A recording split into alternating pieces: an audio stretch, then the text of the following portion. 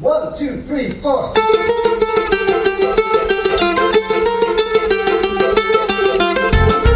Good morning, everyone. Good morning. Hi, everyone. This is Jewish Talk, coming to you live from Nassau Community College, 90.3 WHPC. Streaming live on the college station, on the iHeart and iTunes app. This program is podcasted on Spreaker.com. Don't forget, you can join us in the studio right now by going to my Facebook Live. And welcome, everyone. Also, the good news is that we're rebroadcasted this show every Sunday evening, 11 p.m. each week. Hi there. My name is Rabbi Pearl, and I'm really looking forward to today's program. It's all about, guess what? Chanukah. In fact, in this case, Chanukah has gone to my head.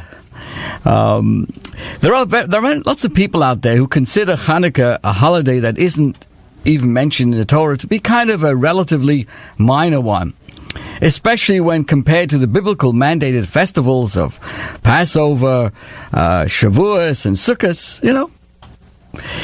Some others think that it's some sort of a wintertime counterpart to the majority culture's holiday. A little something Jews can celebrate so as not to feel left out. I'm here to tell you, dear friends, both ideas are misguided. Chanukah is of major importance. Chanukah's message really is of freedom. It's powerful, it's universal, and uniquely relevant to our times today. And I'm watching my Facebook, and all those who are watching, I want to say hello to you.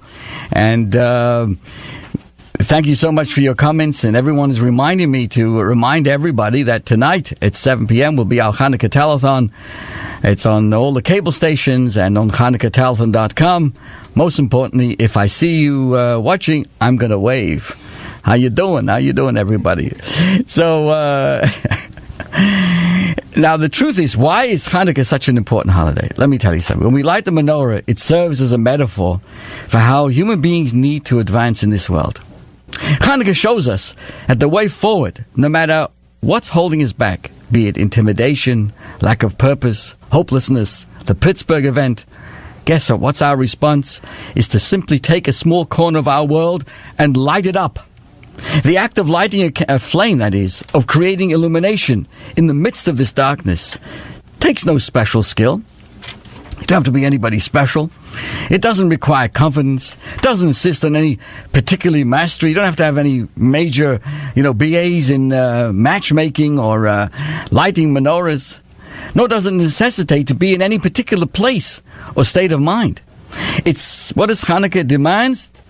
That wherever we find ourselves, we strike both a real and a metaphoric match. That's what our Chanukah Telethon is all about. Helping to shine a little light to dispel a lot of darkness.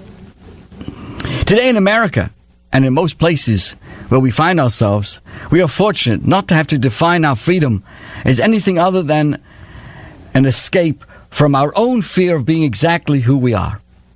It's a kind of freedom that demands that we don't merely philosophize about doing the right things. The freedom we celebrate on Chanukah is one we actively acquire for ourselves and for each other when we illuminate our surroundings with joy, with a feeling of complete victory, with a sense of immediacy that comes from being intimately and passionately involved in who we are. Just as the nature of light is to dispel darkness, the power of the Chanukah flame symbolizes the power of every one of us to take action for the good of this world. You see, my friends, it's the power of action. That's it. That's where we find our freedom in what we do. I want to say hello again to all those listening, to Dr. Kilshevsky, let's see now, Mr. Wolf, Mr. Kipnis, and everybody else who's watching us, Stephen Epstein and Alan Rosenfeld, Mr. Schwartz is there. My goodness, everybody's watching. Mazel and bracha. Thank you, everybody, for your kind words. Everybody wants to know, where can I get that hat from? I'll tell you something. I'm going to auction off tonight on the telethon. The person who makes a special donation will be happy. I'll be happy to mail this right over to you. So, dear friends, there's another important aspect of what Chanukah is all about. To be able to see beyond the surface. Tell a story about a husband and wife, or about it getting ready to go to sleep. And the wife is ready to close her eyes, but the husband is standing and staring at himself in a full-length mirror. "What's your matter? Come, go to bed already," she says.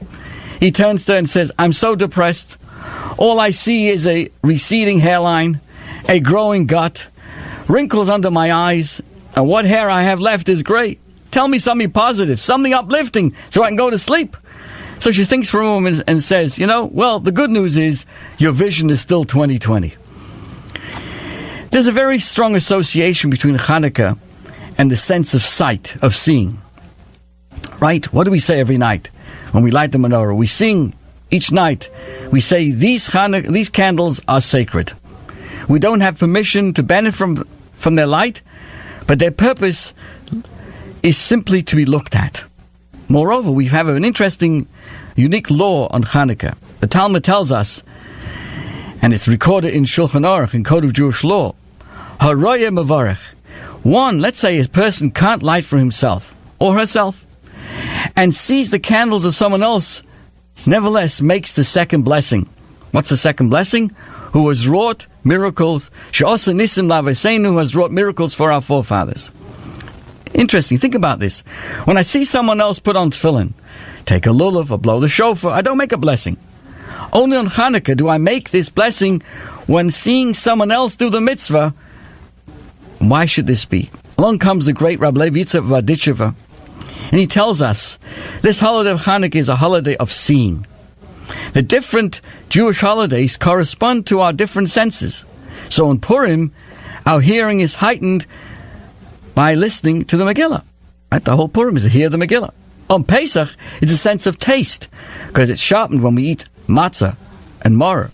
On Chanukah, the great Rabbi Levi Yitzchak explains, it evaluates our sight, our sense of sight, testing how well we see. What kind of seeing are we honing? It's not just our physical sense of sight. Indeed, in a sort of paradoxical way, our eyes are really a liability. We often feel like that. Remember, like we would say, seeing is believing. If I can perceive and observe it, it is true. If I can't, it is not.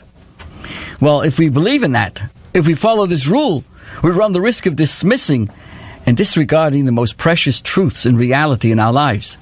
There are ideas, feelings, thoughts, and dreams that are authentic and genuine, despite the fact that we can't see or observe them. Our rabbis have described that the Greek Empire, the Hellenistic influence of the story of Chanukah, was all about darkness.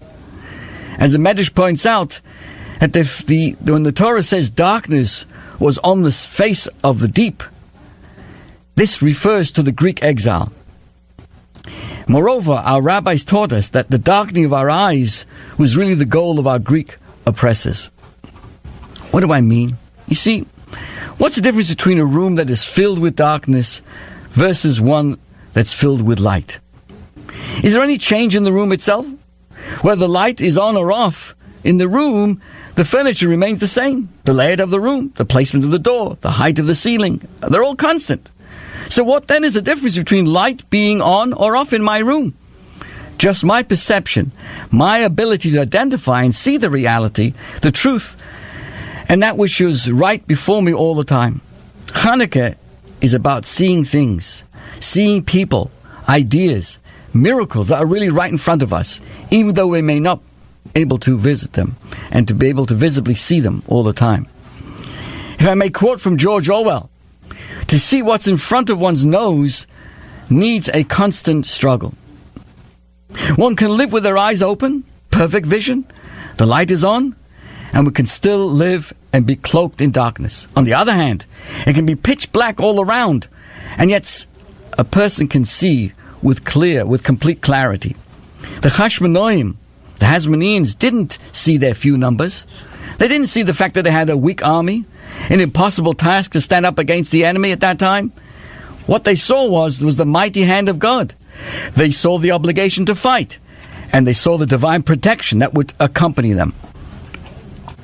Chanukah is about lighting the candles and using them to harness our sight. Not just physically, but our deep vision of what is true, what is precious, and what is dear.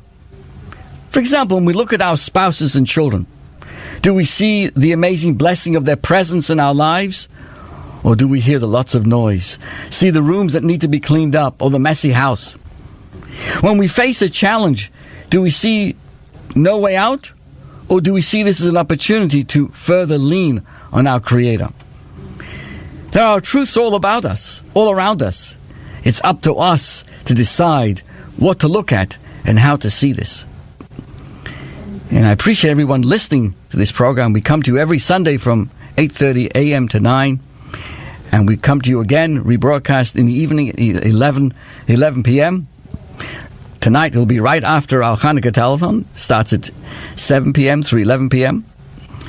And I want to say hello to all those watching us on Facebook. Let me say hello to Jonathan Wolf again, and the Wonderful Thoughts, and all those who are joining us each and every week. I want to tell you a story that takes us all back to lighting candles in Bergen-Belsen, one of those horrible concentration camps. It's a story that came to my attention, written by Professor Yaffe Leich, and she shares with us an incredible story of Chanukah that happened in Bergen-Belsen.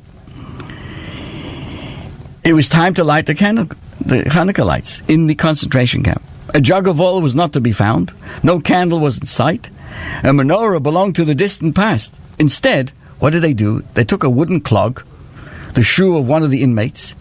That became the menorah. Strings pulled from a concentration camp uniform, a wick. That became the wick, and a black camp shoe polish. That became the pure oil. Not far from the heaps of bodies, the living skeletons assembled to participate in the kindling of the Chanukah lights. This is a story told to us by Yaffe Leich. The rabbi of Bluzhev lit the first candle and chanted the first two blessings in a very pleasant voice, right?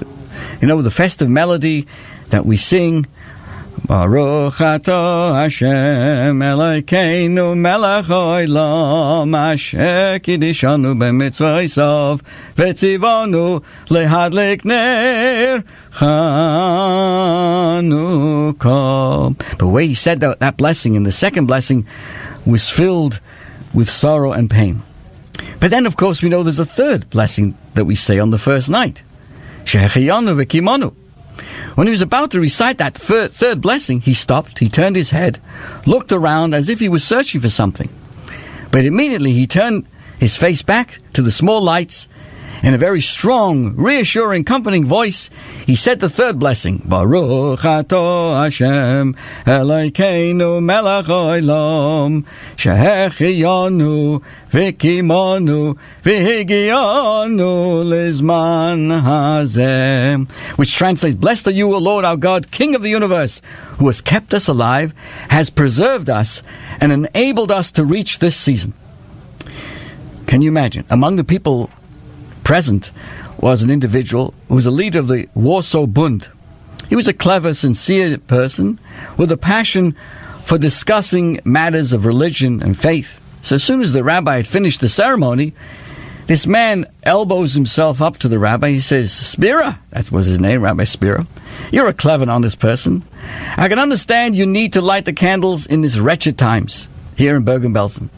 I can even understand the historical note of the second blessing, right? We say in the second blessing, God has made miracles at this season. But the fact that you had to recite the third blessing, the Shehecheyanu, is beyond me, he says. How can you thank God? Blessed are you who has kept us alive and has preserved us and enabled us to reach this season.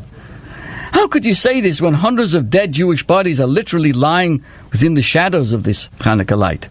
When thousands of living Jewish skeletons are walking around the camp, millions more are being massacred. For this you are thankful to God? For this you praise God? This is what you call keeping us alive? The rabbi thought, and he said, you're 100% right. When I did reach this third blessing, I also hesitated and asked myself, what should I do with this blessing? I turned my head in order to ask the other great rabbis, distinguished rabbis who were standing near me, if I needed to recite that blessing. But just as I was turning my head, I noticed that behind me there was a throng of people standing, a large crowd of living Jews, their faces expressing faith, devotion, deliberation, as they listened to this and watched the kindling of the Chanukah lights. So the rabbi said, I said to myself, if God has such a nation that at these times like this, when during the lighting of the Chanukah lights they see in front of them, they see heaps of bodies of their beloved fathers, brothers and sons, death looking from every corner. If despite all of that, they stand together with devotion to listen to the Chanukah blessing, who performed miracles for our fathers in the days of old at this season, then indeed I was blessed to see such a people with so much faith and fervor that I'm under a special obligation to recite the third blessing. You see, my friends, Chanukah is being able to see 2020 vision. That night in Bergen-Belsen, that individual, what did he see? He only saw what lay before him, dead bodies and terrible suffering. The Rebbe also looked, but he saw another layer of truth that was equally accurate. And there was a gathering of people who maintained incredible faith despite the most horrific of circumstances. As we celebrate Chanukah, tonight we light all 8 candles. Zeis Chanukah. Tonight, all 8 candles. Let's remember, there are truths all around us that may not be visible to our naked eye. Let's use the light of the Chanukah candles to inspire us to see the truth with the clarity of 2020 vision. Came to my attention an interesting observation. There are actually in our world 3 lights: Chanukah lights, Shabbos lights, Havdalah lights. To understand Judaism's requirement that we must generate light on 3 different occasions. Torah tells us, and God saw the light, that it was good. We see all the way from the beginning, on the first day, our goal was to bring life. From the beginning of creation, light has been a positive, dynamic life force. Why? Because light dispels darkness so forcefully that when you strike a match in the darkest of corners, such as in a cave, it's a small light that overwhelms darkness immediately. Life and light is that powerful. So in our world, we are required to generate light through candles on 3 different occasions. Let's enumerate them. We light candles just before the arrival of Shabbos. We light candles throughout the 8 days of Hanukkah. And we light candles at the conclusion of Shabbat during the Havdalah service. The glow that radiates from each of these candles represents a different manifestation of the light in our lives. You see, Shabbos candles are lit indoors. They represent Judaism's inner light. This is the light that represents the sanctity of marriage, family, and the blessedness that we try to strive for within our home. The Shabbos candle reminds us of how we are to conduct ourselves with our closest circle when no one is looking, when the outside world is shut out. What kind of person are we? What is the quality of life that's being produced in our hearts and in our hearth and in our homes? That's candle light number 1. Chanukah candles, well, we light them either outside of the front door, as they do in Jerusalem, in the window, or in a public way. This shows that we are primarily intending with the candles of Hanukkah to illuminate the public world. It was only the fear of persecution that took the Hanukkah candles inside. As those darker periods of history have transitioned into more stable times, once again the Hanukkah candles can now be moved and lit outside. We know some of the world's largest menorahs now stand right outside the Plaza Hotel in Manhattan and around the world. There was a menorah lit at the Brandenburg Gate in Berlin. The same place where Yamach Shemoy Hitler stood now stands this entire week with the president of the country from Germany and others came and lit a public menorah. Because the Chanukah candle reminds us of how we are meant to radiate our light outward to the world, towards humanity. What are we positively adding to the cosmos? Are we using our gifts to make an impact? Are we uplifting the principles we believe in? Are we unafraid to live as Jewish people and uphold the freedom for which the Maccabees and others so valiantly fought? Can we give inspiration to others whose freedoms are currently being denied? So that is candles number 2. Now let's go to the third. We are required on Saturday night, after a long Shabbos, to light a Havdalah candle. The Havdalah candle, which we use at the conclusion of Shabbat, is different from the other candles because it's formed from a handful of many wicks. The candle is reflective of what Havdalah represents, the separation of Shabbat from the rest of the week. It reminds us of the blending between the private light of Shabbos and the public light of Chanukah. It's a union between the inner light, generated when we are with those we are most devoted and intimate with, married to the outer light, generated during the week when we go out of our inner cocoon, leave our homes, and bring the light of faith and home to our world.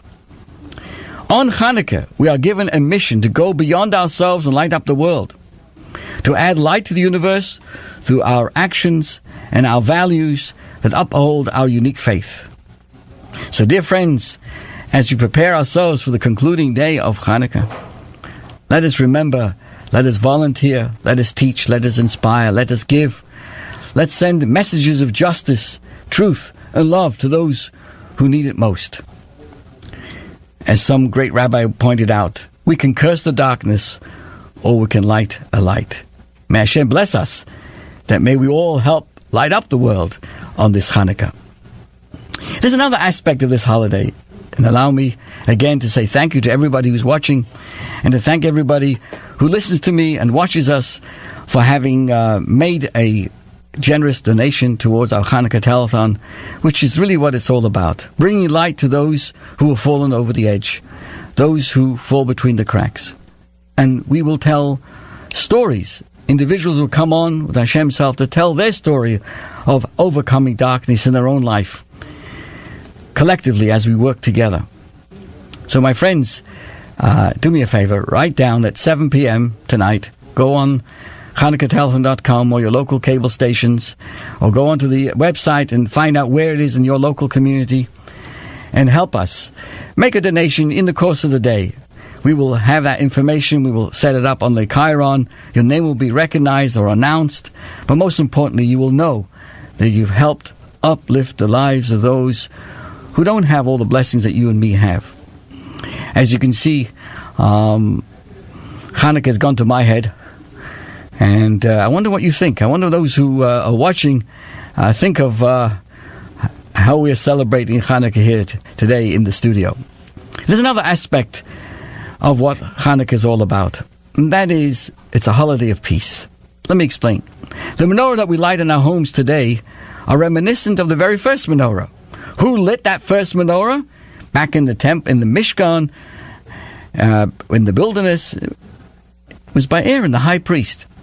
He lit the menorah, it was his job all through the many years as they traveled through the wilderness. Amazingly, but not surprisingly, who are the direct descendants of Aaron in the story of Chanukah? The Hashmonaim, the Hasmoneans. They were the ones who led the way in the battle against the Greeks.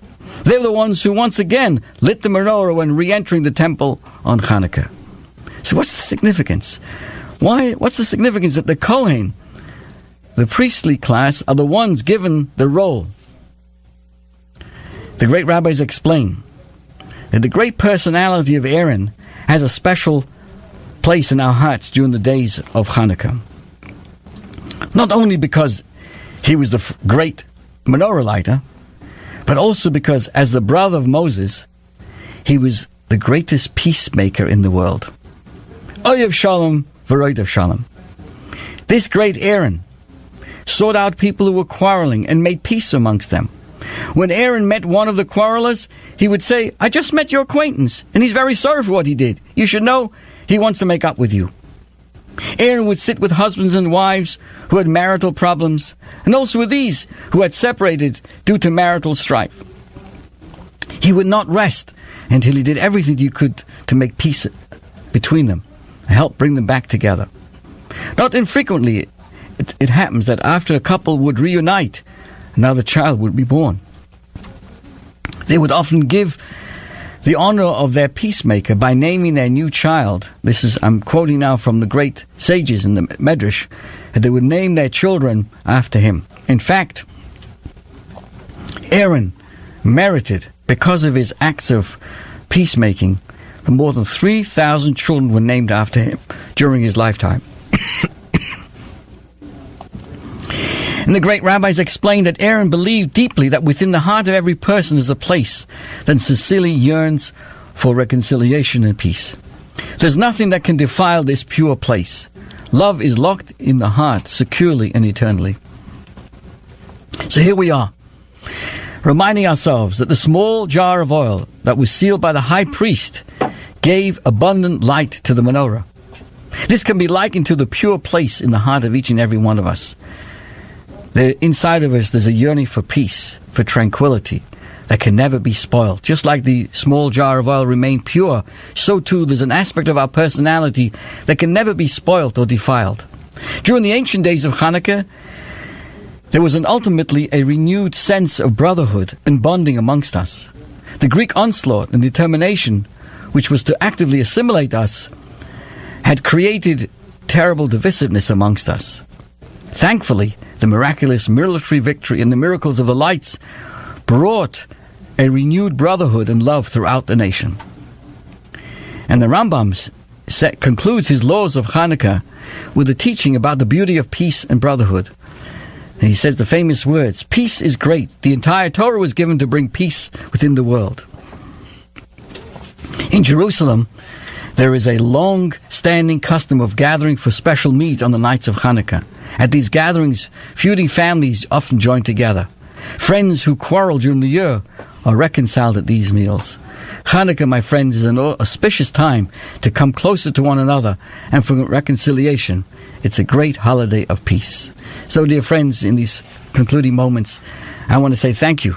Thank you for joining us every Sunday. And our program, I would like to say, disseminates peace, thoughts, tolerance, caring, and having a good time, appreciating all the good things that we all have and sharing with others and bringing light to so many people around us.